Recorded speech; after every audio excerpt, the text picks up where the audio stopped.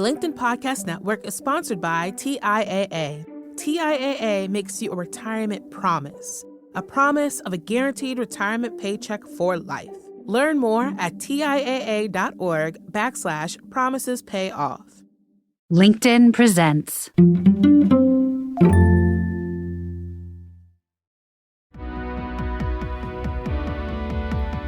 I'm Morra Aarons-Mele, and this is The Anxious Achiever. We look at stories from business leaders who've dealt with anxiety, depression, or other mental health challenges, how they fell down, how they pick themselves up, and how they hope work will change in the future.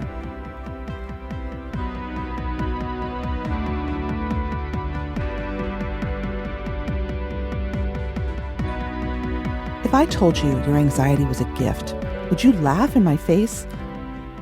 Now, I don't want to sugarcoat anything. Living with anxiety is hard. I know from my own experience. But I believe anxiety and other mental health issues can really be a gift. They can be our leadership superpower. The Anxious Achiever is a show on a mission to reframe how we think about leadership, anxiety, and mental health. We're here to open up the door and be more honest about the struggles people face with mental health in their careers. We'll also look at the connection between high performers and the emotional and mental struggles they go through. Because we have 40 years of data showing that emotionally intelligent people are better leaders. And when you go through mental health challenges, it can help you really know yourself, really know what triggers you when you're faced with fear and stress. And that can awaken you to what triggers others. And that is a quality people crave in a leader. People who understand themselves, who have empathy, insight, and who understand what makes them tick and what makes those around them tick too. Good, strong, effective leadership comes in many forms, and it does not require psychological purity or perfection. Strong leaders understand their mental health and they take it seriously. So let's break down those taboos. I'm thrilled you're here, and we're so excited to join the LinkedIn Presents family. Please send me feedback anytime. Message me on LinkedIn or send me an email at anxiousachiever@gmail.com. Now, on to the episode.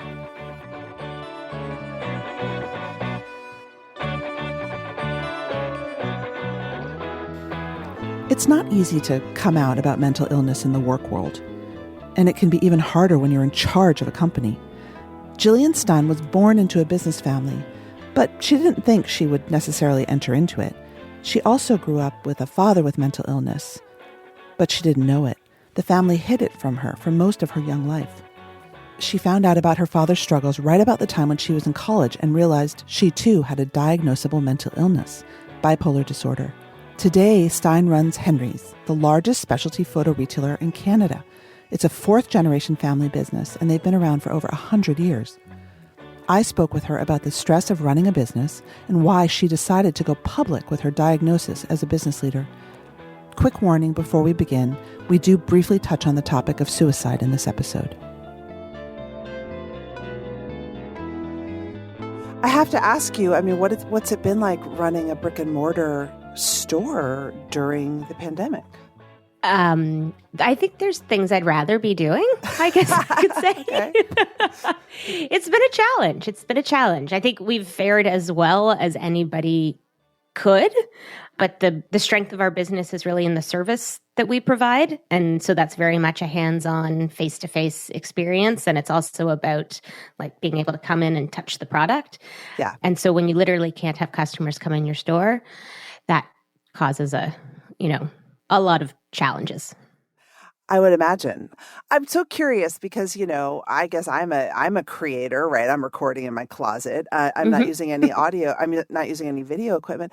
How has your business, an old business, right, thought about servicing a whole new generation of people who are creating pretty high-tech stuff in their closets?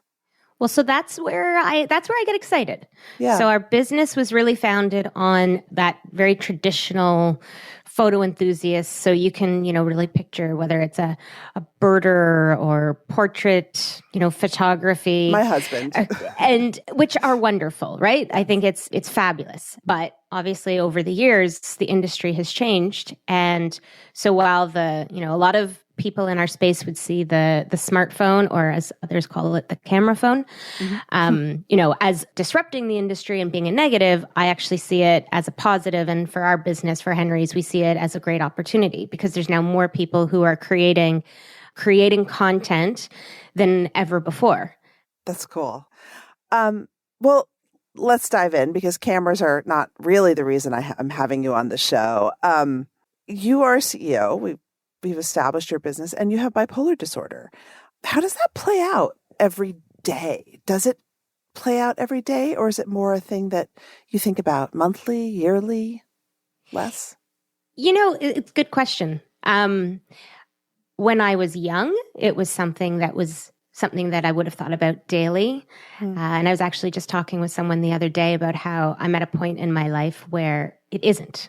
It's, I take my medication daily. So, I pop a few pills every evening, but that's sort of as far as I go on a daily basis thinking about it. I'm always thinking about my mental health, but I don't feel like, I know I don't. It's not, having bipolar disorder isn't something that defines me on a daily basis. I think because those of us who have been travelers with a pretty serious mental health condition, we do sort of live in a state of somewhat anticipation. Like every once in a while, there's a warning sign, right? You think, oh gosh, is this coming back? Have you had one of those recently? The way I look at it is I'm somebody who is very attuned to my mental health. And so, and I know I just said it isn't something I think about daily. I guess having bipolar disorder is not what I think about daily, but my mental health is. And so every day I'm constantly checking in with myself. How is my mood? How am I feeling? Am I tired? Am I sluggish? Am I a little bit too hyper? Is there something that's changed? And I'm sort of constantly adjusting. So it's not something that I think you sort of, at least for me, set and forget and then wait until, something big happens.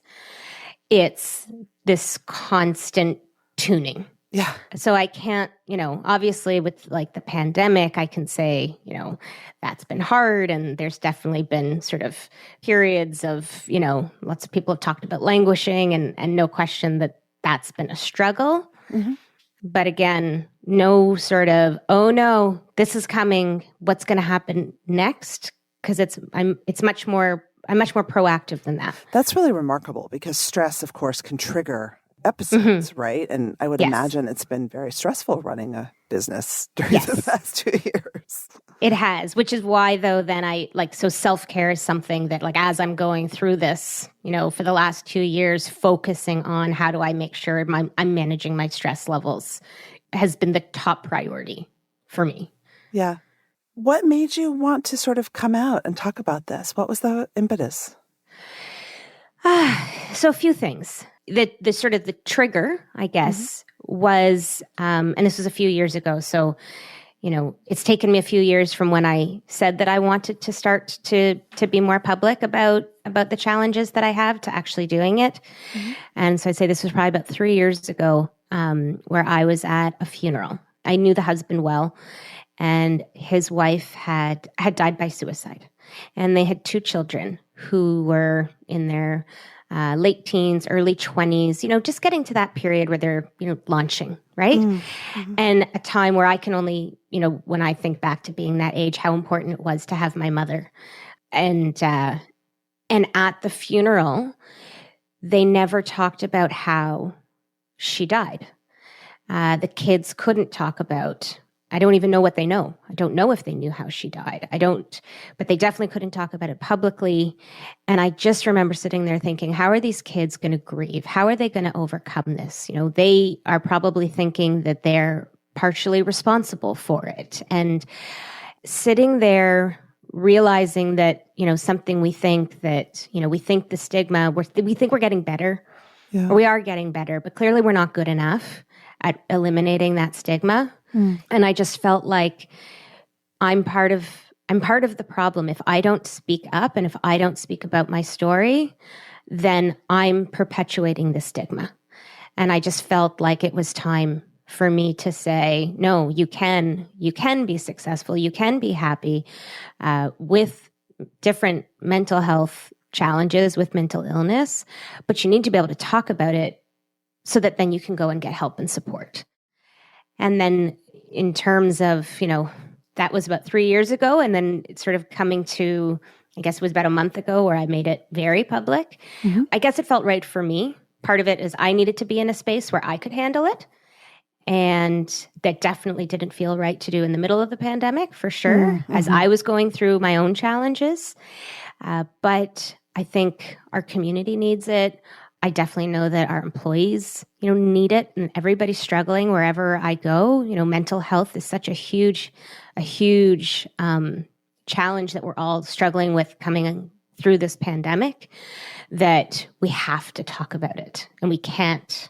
I couldn't wait any longer.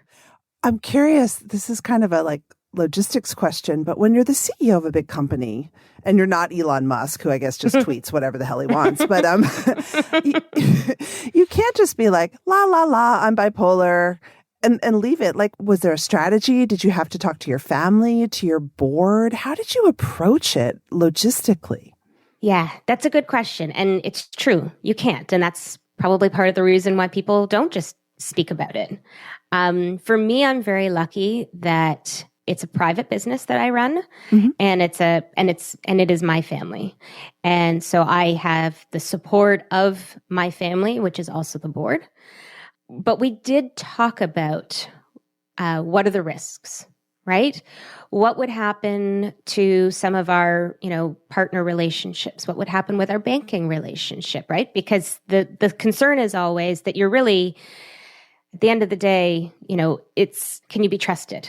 The bank cares most about the leadership team. Are they people that, will be able to carry out the plan that they've said that they're going to? And so we had to think really hard about whether this was going to have a negative impact. And I think we all agreed that at this point in time, that it was safe to do it, and that, if there was going to be a company that was going to have an issue with it, it wouldn't be everybody. And if that's really where somebody's values are, then that's likely not somebody that we would want to do business with anyways. And we were prepared that if we needed to, we would walk away. But it was a lot of conversations to say whether this was the right thing to do. And ultimately, I think we all agreed that the potential positives and benefits far outweighed any of the risks. Was anyone's reaction surprising to you? Surprisingly positive, I would say. I don't think I expected. I haven't had anything negative, but I've been surprised at how many people have shared their own experiences. Mm-hmm. And maybe I shouldn't be, because, if you look at the statistics, clearly everybody in some way or shape or form is going to suffer or have somebody very close to them who has suffered from mental illness. But I was definitely surprised with who came forward and what they said and what their stories were. Now, of course, this wasn't just your story, because not only do you work in a family business, but from what I've read, your family shares a mental health history in a way. Can you talk about that, and then how that family dynamic played out in sharing? So it goes back, as far as we know. It's hard, mental illness is still something that's relatively new. Yeah. We believe that we know that my grandfather died by suicide. But we believe that he had bipolar disorder. That's the part where nobody actually knows for sure. We believe that he had bipolar disorder. My father has been diagnosed with bipolar disorder, and he struggled with it when he was younger. I think, the silver lining is that because of what happened to my grandfather, both my mother and my father knew what could happen, and were therefore very, very diligent about looking out for signs and symptoms and taking action. And even at a time, this would have been in the, late 70s, early 80s, it still was not, seeing a psychiatrist was not particularly, popular. The idea of medication was still very new. So getting help and talking about it at that point was definitely something that wasn't very common. Yeah. But they made that a priority. And so we didn't necessarily grow up in a house where we didn't talk about the fact that my father had bipolar disorder. It wasn't until I was in my late teens, just before I got diagnosed, that I found out and realized that my grandfather didn't actually die of a stroke. Was your experience of your dad, he was so well managed that he didn't go up and down and he didn't. No, I wouldn't say that. Yeah. I wouldn't say that. My dad's experiences of sort of the highs and lows were, in general, he had a lot more lows. So definitely leaned more towards the depression. But his highs really manifested in work. And he worked a lot. So for me, growing up, he was just at work a lot. And as a kid, you don't really think twice about that. And I would imagine in that era, as the man who runs a big company, growing company too, like working a lot and being a little hyper, probably worked for him at some level when it was working. When it was working. And that's the thing about it is, and sometimes people talk about sort of the benefits of bipolar. And I guess I would say the one thing is you can't control is when you have your highs and when you have your lows. Exactly. So, and it also depends on what your highs are, right? You can engage in really destructive behavior, both with the highs and the lows. So luckily, in his case, it was overwork and then burnout, but he did end up having a heart attack when he was 47 because he couldn't handle the stress. Wow. Yeah. That's a high price to pay. It is. I mean, he built a fantastic business, but, and the good thing is that from that, he learned that he needed to step back and he needed to change his lifestyle, and he did. And and that's probably part of why he's much calmer and happier today than he was when he was, building this great business. So did you find out about his bipolar at a similar time when you found out about your own? How did that all unfold? I was probably in my last year of high school, and there was some things going on, I guess, with some of my friends in personal life, and he felt that it was the time to share it with me. And that was about a year before I got diagnosed. I don't think he necessarily saw that was something that was coming for me necessarily, just the way the timing worked out. Were you shocked when he told you? Yeah, absolutely. Yeah. Absolutely. What about your mom? Because there are others in your family who also suffer from what I've read. How does that shake out, running a family business and having a family with complicated mental stuff? My mom is our rock. Yeah. So my mom is the one who keeps an eye out for everybody. She's tough as nails. But she makes sure that you get the help that you need and you can't wallow. When my dad was younger and struggling and they were first married, she said, "I'll leave you if you don't deal with this," right? She threatened him with divorce, and he luckily listened. So when I was first, or just before I was diagnosed, but when I had sort of my first sort of real episode where clearly something was wrong, I was living in Montreal at the time. I was in university, and we're from Toronto. And she, I called her, she got on the plane the next day and was there to help me.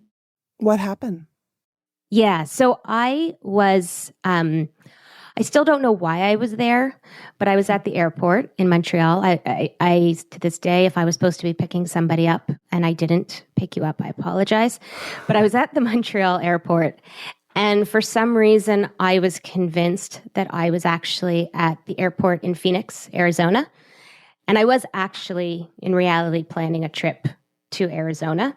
So there was some logic here, but I had this moment where I thought that I was in the Phoenix airport and I needed a bus schedule. And I needed the bus schedule from Phoenix to Tucson.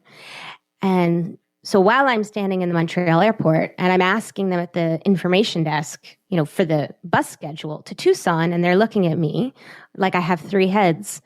Of course, I'm screaming and yelling at them. How could they not? And I'm having sort of this very explosive reaction. And I guess the good thing is you can't see me, but I'm 5 feet tall. So I'm a very small, petite woman. So I think the only positive here was that because I was so small that, nobody was worried that I was going to do any damage to anything. But it was a pretty explosive moment. And then I, rushed out of there, frustrated, angry, couldn't understand, where I was, what was going on. I still don't know how I got home that day. And all of it is like other than that moment when I'm in the airport and when I'm pulling out, getting out of the parking lot, everything else is very gray and foggy. My mind had just betrayed me. Wow. And what happened after that? What happened when you got home? So like I said, I don't really remember, which is the scary part. There's a lot of that first year of university that I don't remember, and not for the fun reasons that most people don't remember their first year of university.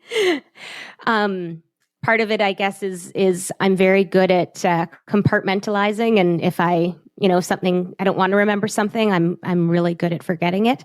Mm-hmm. But I think that's also part of the sort of the having that type of experience is you don't remember it all. Right. So all I know is that at some point I called my mother, and I'm assuming that I hid in my room until she came. I was living in residence at the time, and so I would have, had shared space of everything, and I probably just would have hid as much as possible because I was scared. The LinkedIn Podcast Network is sponsored by TIAA.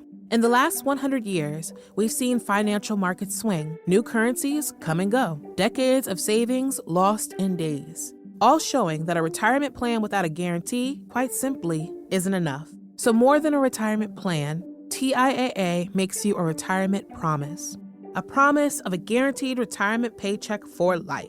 A promise that pays off. Learn more at TIAA.org/promisespayoff.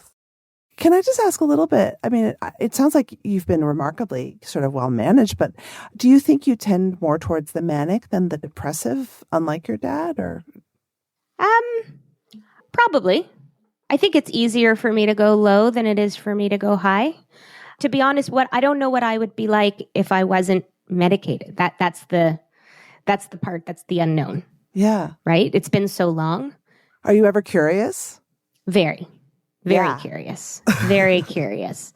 I'm tempted to play around with it, but not enough to risk, to risk being where I once was. Yeah. I had Paul English on the show, who co-founded Kayak, which he sold for $2 billion. And he's bipolar. And he said that the highs would be worth his whole fortune if he could capture that feeling in a bottle. So I listened to that podcast the other day, and I was fascinated because I don't know. I'm curious in the research that I had done. I was talking about going public. Is there's very few CEOs who have actually gone public, especially about having bipolar disorder. So I was very excited to hear that podcast. Everybody's experience is different. And that's the interesting thing about bipolar disorder. We're not similar, right? Mm-hmm. There's highs and lows, but how those manifest are very different. And so one would be that, some of us experience that psychotic element, right? Or delusions, or where you think you're somewhere, you think you can do something, but you're not. It's not based in reality, and that can be really dangerous and scary. I also find for me that the mania can be extreme irritability, and so that's not good either, right? So you sort of have these, or I have these, very high expectations, and I can go at a certain pace, but others around me can't, and then the irritability that comes with that is it's not fair. It's not fair to other people, and it doesn't feel good. So for me, it's not something that I am trying to go after. How have you come to know yourself as a leader? I mean, you were diagnosed so very young, way before you worked at the company, right? How do you think that your bipolar diagnosis and this knowledge affected both your ambition and the way you sort of set yourself up as a leader? I mean, did you know you were going to be CEO of the family business when you were in college? No, that was never the plan. Never the plan. No, my life has taken many twists and turns. My career path is very confusing, yet somehow, and to me, it makes perfect sense. I think I've got a lot of diversity. It brings lots of different perspective to the table. But I guess I would say that all of us, our leadership styles are influenced by who we are in our past experiences. So no question, having this experience along with everything else has shaped me. For me, I think that it makes me really appreciate the value of diversity and not just, we talk a lot about, gender diversity and ethnic diversity, but there's also diversity of, thought, which is ultimately what we're trying to get to. And, I have 2 children who are neurodiverse. So, you think about just how our brains work, and that's important. And, I definitely have this, I guess, deep personal experience that makes me say that, you never know what someone else is experiencing. So I'm very quick to not judge, makes me sort of spend more time trying to understand people. There's always more to a story. It gives me a sense of curiosity. And it's very humbling, right? And that, I feel is, for me, one of my strengths is that I'm very comfortable to consult and surround myself with advisors and make sure that there's, I never want to be the smartest person in the room. I want to surround myself by people who are experts in their area, and I want to be collaborative. And I think that comes from, the curiosity, that humbling experience, that I'm not, my style of leadership is the opposite of command and control. It's funny because Paul was very much that kind of leader too, but the image of the fanciful, I want to say Elon Musk inspired manic CEO is the opposite of that, right? It's like charging forth into unknown territory, unafraid, blah, blah, blah. I think that's dangerous. Yeah. But I think it's dangerous for any business. So whether we're talking about somebody with mental health issues or just, good governance is important for any business of any size, right? And if you look at a public company, there's a reason why there needs to be transparency and there's checks and balances and appropriate reporting. And even though, I work for a private family business, I feel it's really important to bring those good practices into our business because I think that's what keeps the business stable. It's how you manage risk. And if you just have one person who is making all the decisions, then regardless of their mental state, like no one person should ever be able to make all the decisions. I think that's dangerous. So, even in our business, I'm the CEO, but I can't, sign off on any major contracts or spending without, a second signature. And I like it that way. Yeah. What other guardrails? You've mentioned collaborative, sort of trusted people around you. You've mentioned exercise. What other guardrails and infrastructure do you have in place to stay well? So on the personal front, it's a lot about the self-care. So whether it's the exercise, sleep to me is the absolute most precious thing that I will protect. To me, that's the biggest trigger of stress, and then from there, any sort of potential, ups or downs. And so I will protect sleep at all costs. My number one priority.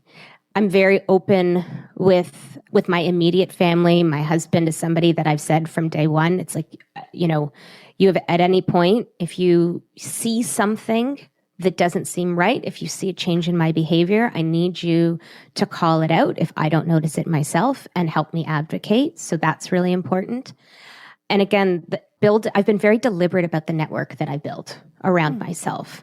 And so I'm part of an organization. I'm part of YPO, a Young Presidents Organization. And within that, we have forums where it's, groups of CEOs. And the value of it is that it's a group of people who are all committed to being vulnerable with each other. There's incredible amount of trust and confidentiality. So the expectation that you can say absolutely anything to the people in this group and know that it won't go anywhere, and they're there purely to support you, and not even to give you advice, but just to support you. Yeah. And that has been incredibly important, especially ever since I took over the business. And they say it's lonely at the top. Well, you need that around you. Yeah. So that's really important. And again, and then in the business, I think it's no different than any other business when it comes to governance. My last question for you is, as you're talking to media and business media about this kind of stuff, what do you want the business media to know or do their homework on when it comes to mental illness? Because I think we are going to see more stories, thank God, as the stigma lessens, but the media has to cover it right too. They do. And I think the first part is actually covering it. So, as you say, I agree. I hope we hear more stories because statistically it's impossible that there have not been more. You know my joke when I'm at a gathering and people say, "Well, what do you write about?" And I say I write about anxiety and leadership. People always say to me, "Are there anxious leaders?" I'm like, "What?" The most. Yeah. But the thing is that, there's a lot of talk about depression and anxiety, and that in general, that has become much more normalized, but it's still not normalized in the business community. So even if we're talking about, starting from ground zero, which is we need to be much more open. We need to talk about it more so that there isn't this, to be able to show that you can be successful, you can be trusted, you can run a business, and there's no reason that you shouldn't be supported in the business community is really important for that story to be shared. Yeah. Well, thank you, Gillian. Thank you for sharing your story. Thank you for having me. I appreciate you helping me share it. That's it for today's show. Throughout the season, we really want to hear from you. On an upcoming episode, we'll be diving into the perils of negotiating when you have anxiety. I'd love it if you share your story or any questions you have about mental health and negotiation with a voice memo or video. You can send it to anxiousachiever@gmail.com or message me on LinkedIn. Our show is produced and edited by Mary Dew.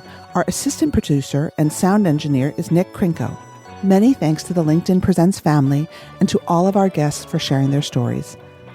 If you love the show, tell your friends, follow us, and leave a review. You can always tweet me at Morra AM or find me on LinkedIn, where you can follow, message me, or subscribe to my LinkedIn newsletter for more from The Anxious Achiever. Thanks for listening.